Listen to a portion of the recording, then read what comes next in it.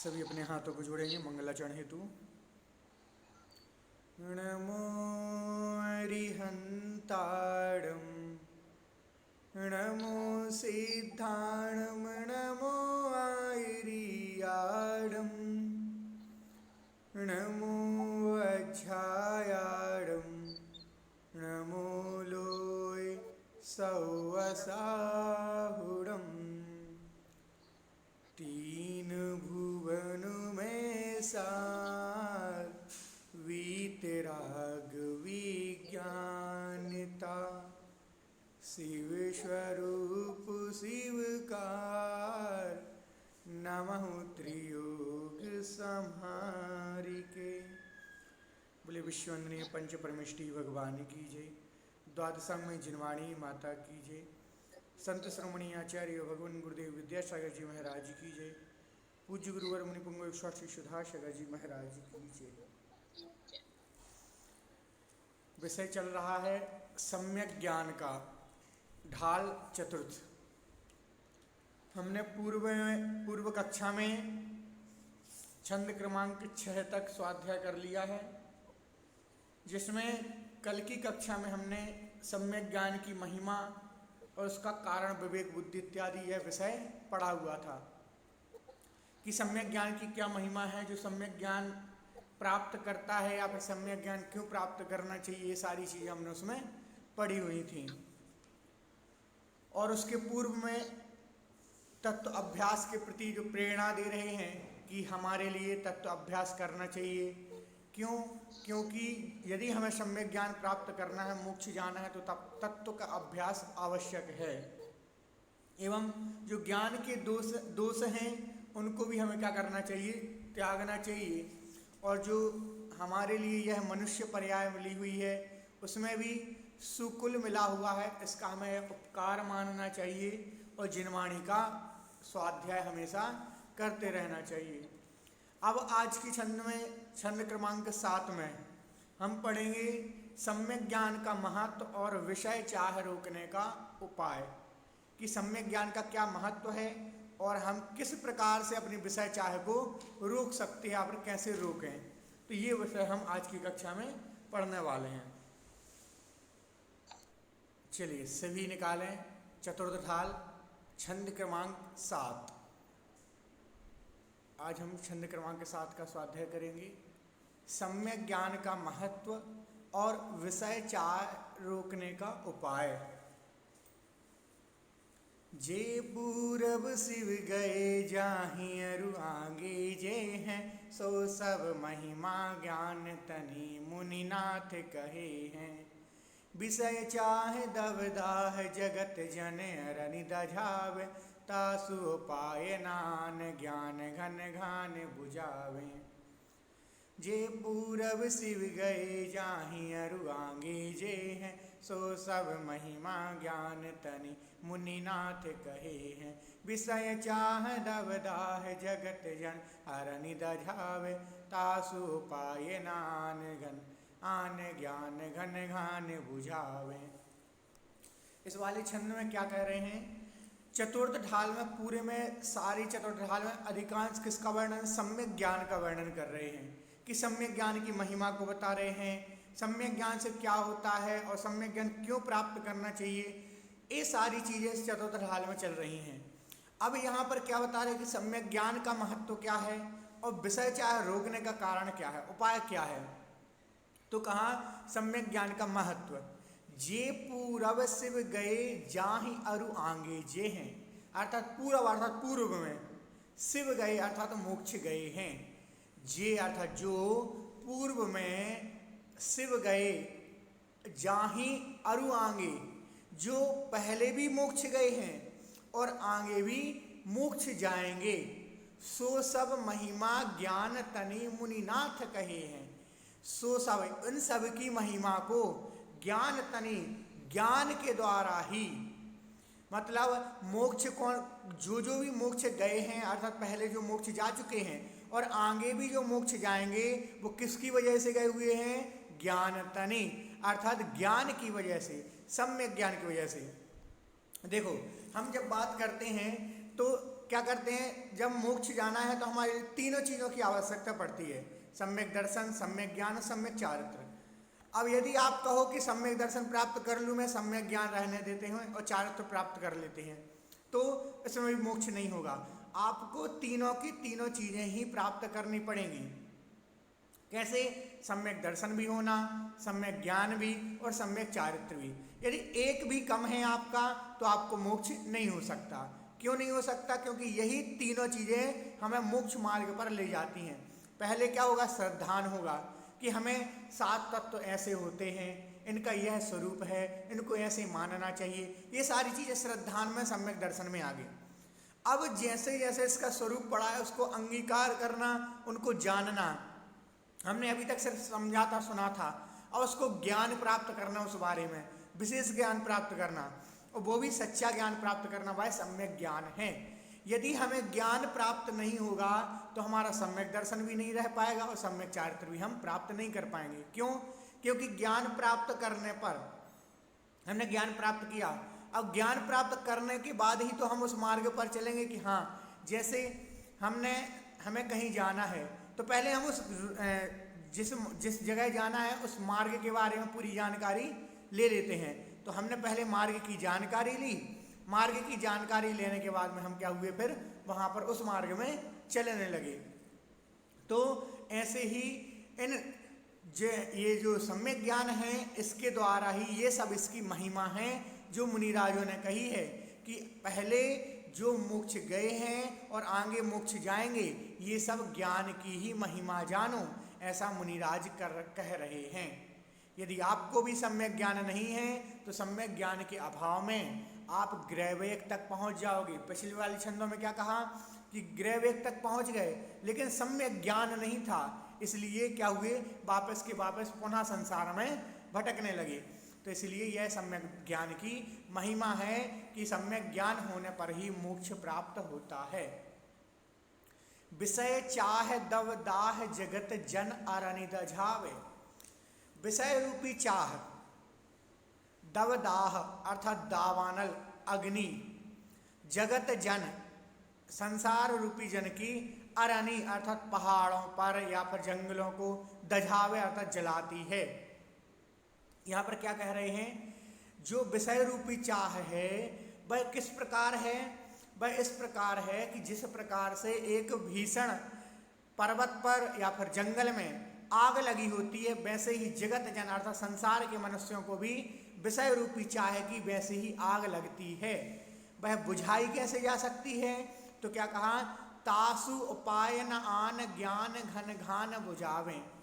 तासु अर्थात उसका उपाय, ना अर्थात नहीं है, उसका उपाय किसी भी प्रकार से नहीं हो सकता। सिर्फ आन शब्द का अर्थ यहाँ पर कह रहे हैं अर्थात दूसरा उपाय क्या है, ज्ञान घन घान बुझावे।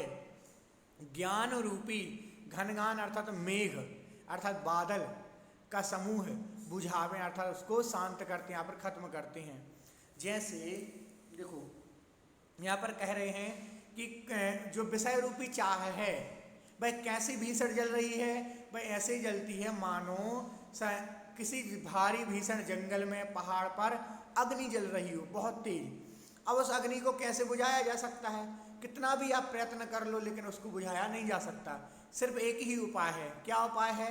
उसका उपाय यह है कि जब तक मेघों से अर्थात बादलों से बरसात नहीं होगी तब तक वह अग्नि भी नहीं बुझाई जा सकती।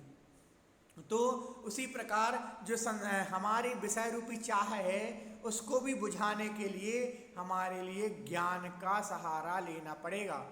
ज्ञान के द्वारा ही हमें ज्ञान हो गया, हम ज्ञान के माध्यम से ही अपनी विषय रूपी चाह को कम कर सकते हैं। कैसे? देखो हमें मालूम था कि रात्रि भोजन करने से ये पाप होता है, अभी तक हमें मालूम नहीं था, हमें किसी ने नहीं बताया, हम जानकारी नहीं थी हमें, लेकिन हमने जब पढ़ा या फिर सुना कहीं स्वाध्याय किया, अब हमें ज्ञान हो गया रात्रि भोजन करने से ये होता है, ऐसा पाप लगता है, ऐसे नरकों में भटकते हैं। तो अब हमने क्या किया, जान लिया कि जाना क्या, अब ये भी हमारी विषय चाह है कि रात्रि में खाने की आकुलता बढ़ना। तो ये जान करके हमने फिर उसको क्या किया, दूर किया। वैसे ही और भी जो पंच इंद्रियों के विषय हैं, पांच इंद्रियों के विषय हैं, कोई भी किसी भी प्रकार से स्पर्श रसना घ्राण चक्षु कोई भी प्रकार से पांचों की पांचों इंद्रियों के जो विषय चाहे हैं उन सभी के लिए ज्ञान के द्वारा ही हम कम कर सकते हैं। कैसे करेंगे कम? पहले हम उसको जानेंगे कि ऐसा करने से यह पाप होता है, इसलिए इससे दूर रहना चाहिए। अगर हम नहीं जानेंगे, जब तक हमें कोई बतलाने वाला नहीं होगा या फिर हम स्वयं से नहीं जानेंगे, तब तक हम कैसे उनसे दूर हो सकते हैं? कोई भी पाप है, कोई पाप कर रहे हैं हम, अभी तो हम पाप करते जा रहे हैं, लेकिन हमें जब मालूम चला कि यह पाप ऐसा होता है, इसका ऐसा परिणाम होता है, इसका यह फल मिलता है, इसलिए हमें क्या करना चाहिए? इससे दूर होना चाहिए। तो इसीलिए यदि हम सोचते हैं इससे दूर होना है तो ये सम्यक ज्ञान का मतलब पहले ज्ञान प्राप्त करें, फिर उससे दूर होते हैं। जब तक हम जानेंगे नहीं तब तक हम छोड़ भी नहीं सकते।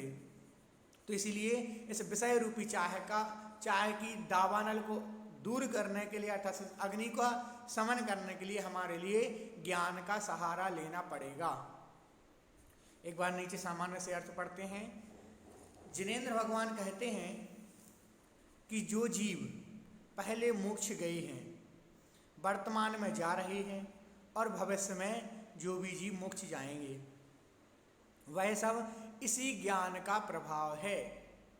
इंद्रिय सुखों की चाह दावाग्नि के समान है, जो जगत के जन समूह रूपी, जगत के संसार के जितने भी मनुष्य हैं, जन समूह रूपी वन को, देखो क्या कहा, वन है ये सारा का सारा, वन को घेर करके सब ओर से जला रही है। इस दावाग्नि को ज्ञान रूपी मेघ समूह ही बुझा सकते हैं, अन्य कोई दूसरा उपाय नहीं है।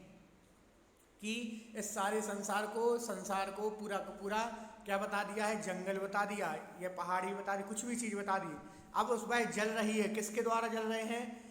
विषय चाह के द्वारा जल रहे हैं। उन्हीं विषय चाह को बुझाने के लिए, वह कब तक विषय चाह नहीं बुझेगी? जब तक ज्ञान रूपी वर्षा नहीं होगी। ज्ञान नहीं प्राप्त करेंगे तब तक यह हमारा अर्थात हमारा यह विषय चाह भी दूर नहीं हो सकती। एक बार पुनः सामान्य से अर्थ देखें। जे पूर्व शिव गए जाहि और वो आगे जे हैं, जो पूर्व में शिव गए अर्थात मोक्ष गए हैं, जा रहे हैं और आगे जाएंगे, सो सब महिमा ज्ञान तनी, वह सब महिमा ज्ञान की ही जानना चाहिए, ऐसा मुनिराज कहते हैं। विषय रूपी विषय चाह का जो दावानल जल रही है, वह संसार रूपी जंगल को बहुत जला रही है। उसको बुझाने के लिए, जो संसार रूपी जंगल को जला रही है विषय रूपी चाह, उसको बुझाने के लिए ज्ञान रूपी मेघ की वर्षा होना आवश्यक है। उसके अलावा कोई भी उपाय नहीं है। इसीलिए हमें ज्ञान का सहारा लेकर के, ज्ञान के माध्यम से हमारे लिए क्या करना चाहिए? अपने विषय चाह को कम करना चाहिए और सम्यक ज्ञान को बढ़ाना चाहिए। ठीक, ये हुआ हमारा छंद क्रमांक 7 का अर्थ। बहुत सामान्य अर्थ है, कोई विशेष परेशानी नहीं है, सामान्य से ही इसमें बस सम्यक ज्ञान की महिमा का वर्णन किया गया है। अब पढ़ते हैं छंद क्रमांक 8। छंद क्रमांक 8 में क्या कह रहे हैं?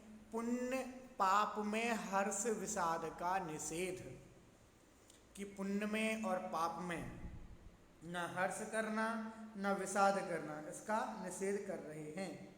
किस प्रकार से कर रहे हैं? तो कह रहे हैं, पुण्य पाप फल माही हरख विलिखो मत भाई, यह पुद्गल पर जाय उपजीवन से फिर थाई। लाख बात की बात यही निश्चय और लाओ, तोरी सकल जगदंद पंद निज आत्म ध्याओ। पुण्य पाप फल माही हरख विलिखो मत भाई, यह पुद्गल पर जाय उपजीवन से फिर ताई। लाख बात की बात यही निश्चय और लाओ, तोरी सकल जगदंद पंद निज आत्म ध्याओ। पुण्य पाप फल माही हरख विलिखो मत भाई। पुण्य में हर्ष मत करो। हमारा पुण्योदय चल रहा है, हम खुश हैं, सभी चीज़ों की प्राप्ति हो रही है, जो चाह रहे हैं वो पूरा हो रहे हैं, जो चाहे उनको पूरा करते जा रहे हैं। पाप में विलखो, पाप उदय आया, कभी थोड़ा कष्ट हुआ, परेशानियों में आ गए, रोने लगे। पुण्य में तो क्या कर रहे थे, हंस रहे थे, खूब मस्ती में लगे हुए थे, किसी प्रकार से कोई परेशानी नहीं। सब भूल जाते हैं उस वक्त की किस प्रकार से यह हमें पुण्य में मिल रहा है, ये क्यों मिल रहा है हमें, ये एहसान भूल जाते। किनका भूल जाते हैं, भगवान का, कि हमने कभी पुण्य किया था इसलिए हमें यह सारी चीज मिल रही है। फिर जब पुण्य क्षीण होता है, पुण्य गया, अब आया पाप उदय, तो पाप में बिलखो मत भाई, अर्थात पाप उदय आया तो उसमें रोना किस बात का फिर, क्यों, ये सारी पुण्य और पाप तो यह पुद्गल पर जाई, उपजी विन से फिर थाई। पुण्य और पाप पुद्गल की पर्याय हैं, इनका तो स्वभाव ही है कि अभी उत्पन्न होना, उपजे अर्थात उत्पन्न होना, विन से अर्थात नष्ट होना। आज आपके पास पुण्य है, कल पाप आपका पीछे इंतजार कर रहा है। आज पाप उदय है, कल पुण्य आएगा पीछे, नियम से आएगा। तो पुण्य और पाप में जब हमारा पुण्य उदय है, हम भगवान से कहें, भगवान ये तो आपकी कृपा है कि मैंने ऐसे ना जाने कौन सा पुण्य किया होगा कि मुझे ये सब मिली। बस मुझे इस बात का कोई वो नहीं कि मैं इसके में हंसी कर रहा हूँ, खुशी मना रहा हूँ, ये तो मेरा पुण्य था, मैंने बस भोगूंगा।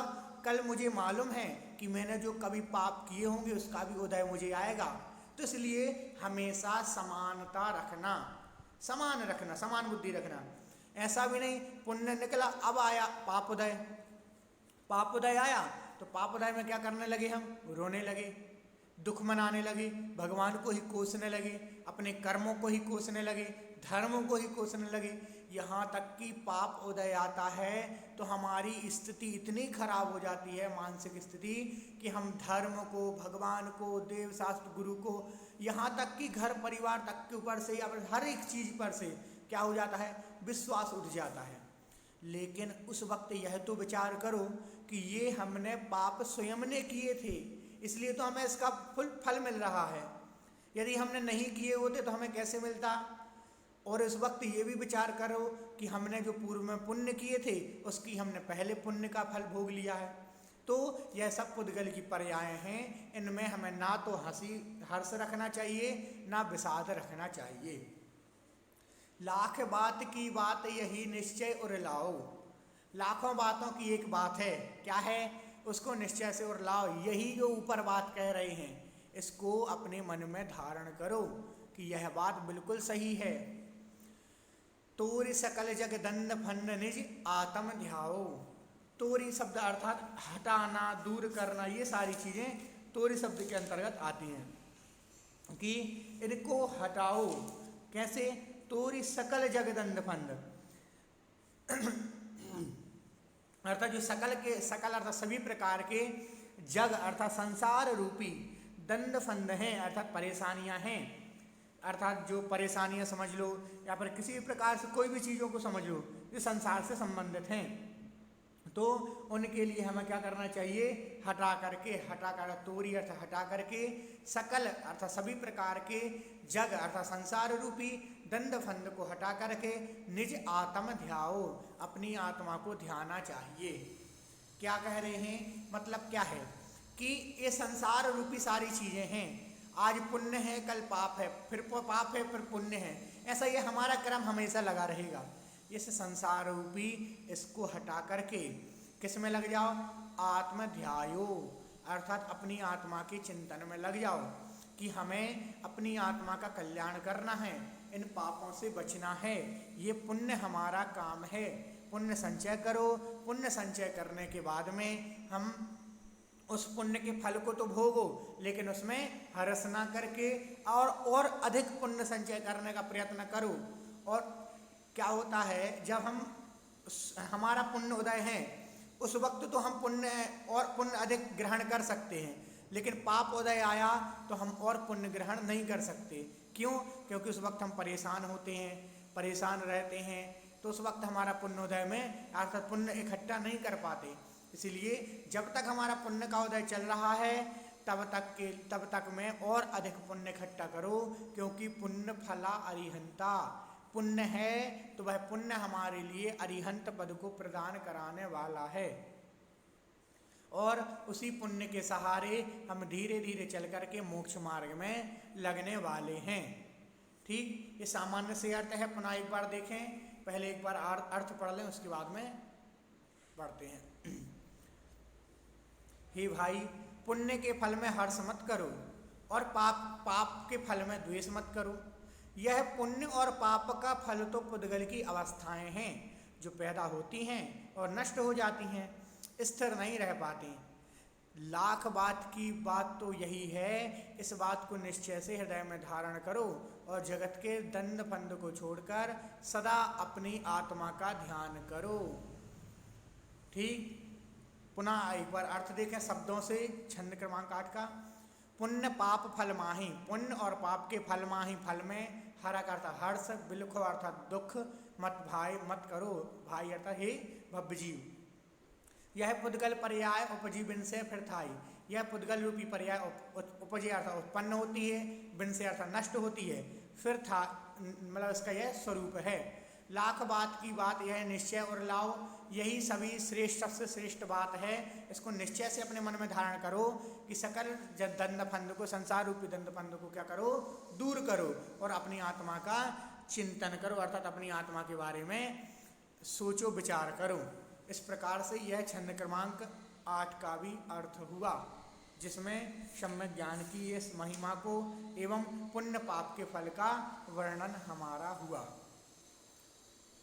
चलिए सभी जिन्मानी स्तुति हेतु अपने हाथों को जोड़ेंगे। बोधि समाधि परिणाम शुद्धि स्वात्मोपलब्धि शिव सौख्य सिद्धि चिंतामणिं चिन्तितवस्तु दाने त्वं वन्द्यमानस्य ममस्तु देवं नवार्णमुख